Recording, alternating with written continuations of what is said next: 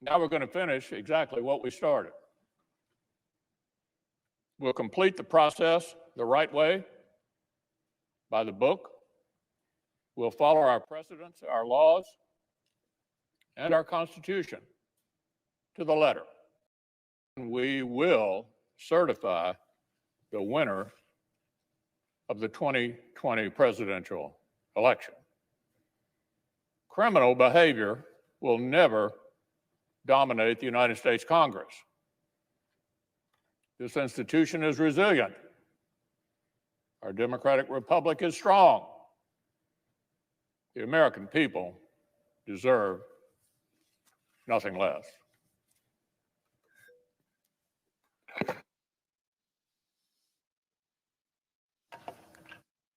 Democratic leader. Mr. President. Mr. President, it is very, very difficult to put into words what has transpired today. I have never lived through or even imagined an experience like the one we have just witnessed in this Capitol. President Franklin Roosevelt set aside December 7th, 1941, as a day that will live in infamy.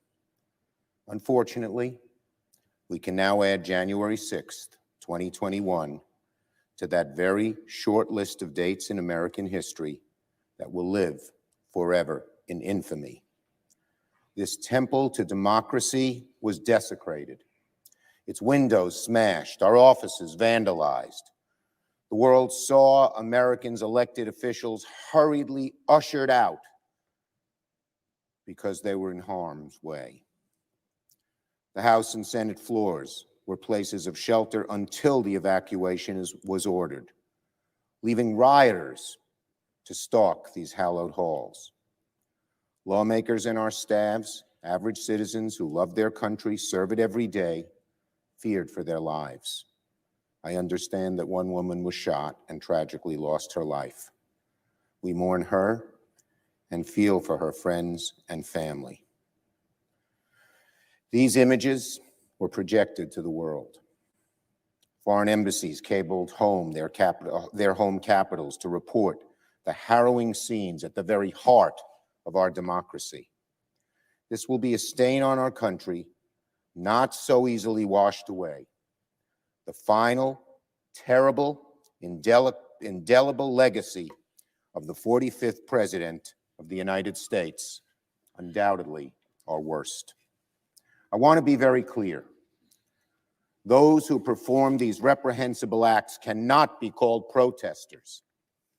No, these were rioters and insurrectionists, goons and thugs, domestic terrorists. They do not represent America. They were a few thousand violent extremists who tried to take over the Capitol building and attack our democracy.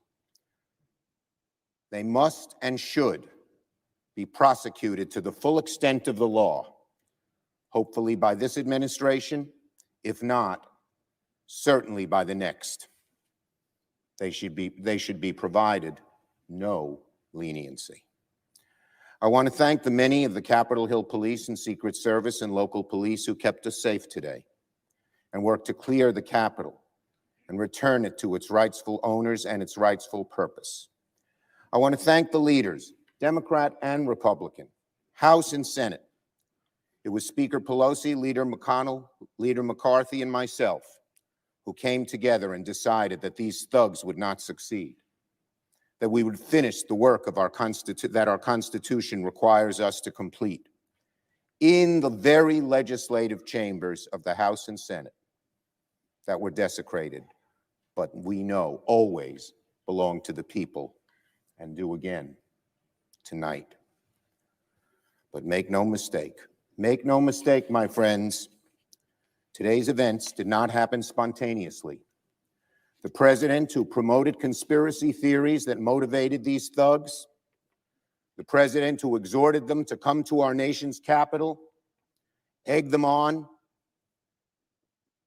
He hardly ever discourages violence and more often encourages it.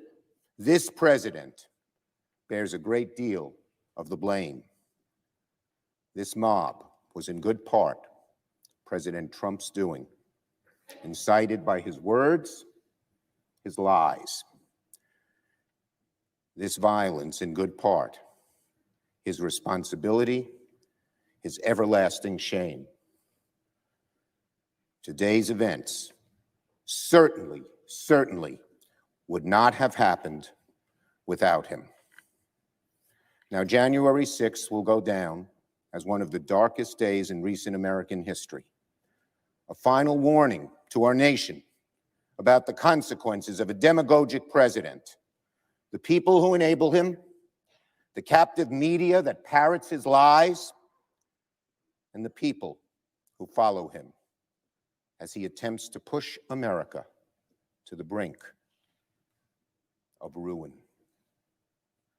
As we reconvene tonight, let us remember, in the end, all this mob has really accomplished is to delay our work by a few hours. We will resume our responsibility. Don't let the screamers who monetize hate have the final word. Don't let nihilists become your drug dealers. There are some who want to burn it all down. We met some of them today, but they aren't going to win. Don't let them be your prophets. Instead, organize, persuade, but most importantly, love your neighbor. Visit the widower down the street who's lonely, no one tell anybody that his wife died and he doesn't have a lot of friends. Shovel somebody's neighbor, shovel somebody's driveway. You can't hate somebody who just shoveled your driveway. The heart of life is about community and neighborhood, and we're supposed to be servant leaders. The constitutional system is still the greatest order for any government ever, and it's our job to steward. Objections and concerns should be heard. This is the forum that the law provides for. Our laws provide for those concerns to be registered, not through violence, not by appealing from ballots to bullets, but here in this lawful process. And so to those who say that this is just a formality today, an antique ceremony that we've engaged.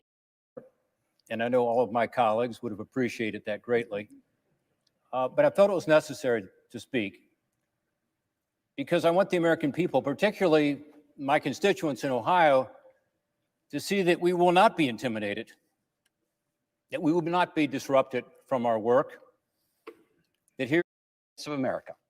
It was an op-ed by all the living former secretaries of defense, including Secretaries Rumsfeld, Cheney, and Mattis, warning the country about our tradition of peaceful transfer of power and that it would be inappropriate for the military to take sides. In the United States of America, we talk to the world. Mrs. Loeffler. Mr. Lujan. Ms. Lummis.